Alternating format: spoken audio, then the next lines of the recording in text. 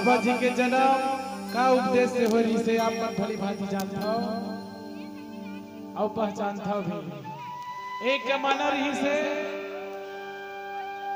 हमलना वस्त्र पहनने के भी अधिकार न रही से।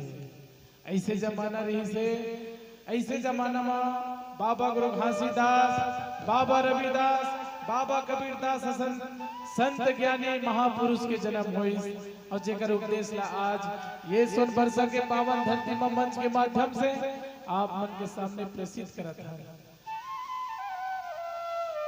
तो एक बार बाबा गुरु घासीदास के नाम से जयकारा बुलावो। कुसुम प्रजापति जी आज कुसुम उठा थे और उठा थे कांवर में जाना था।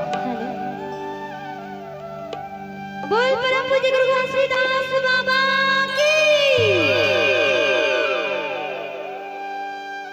ये भुइया में जन्म लेके सत के पूजा